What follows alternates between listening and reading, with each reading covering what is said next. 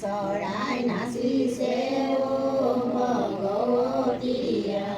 আৰে ফুল বাচিছে ভগৱতীয়া, দুখীয়াৰ ঘৰে সোমায়ে ভগৱতীয়া, আয়ে দয়া কৰি যায়। আছে কতোখন জলৰ ওপৰে আছে কণাখন কৰি, মহেশ্বৰ চৰণত হৃদয়তে ধৰি, চলে নামি নন্দ ভাবি অসুৰ কামৰ, অষ্টবিদলাৰ ৰূপ দেখি মনোহৰ, কাম ভাবে পৰহিলে চালে কাহম্বাক, দেখি অষ্টজনে বুলিলে কয় অসুৰক, নাহি চুকি পাপি তই অন্তৰে অন্তৰ, এৰি বুলি গৈলা হবে কৈলাশ শিখৰ,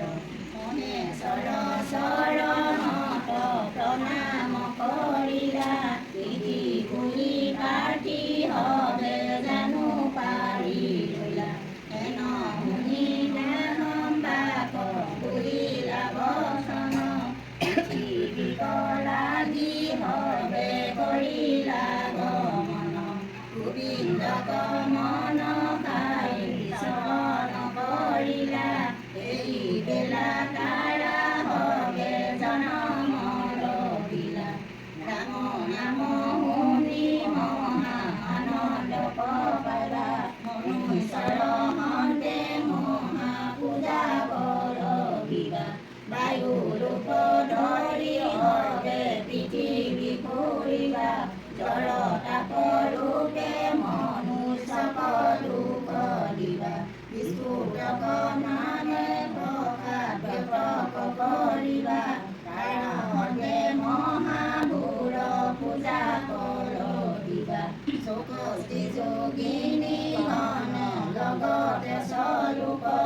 মনুষ্যৰ হন্তে হবে পূজা বলি খাব,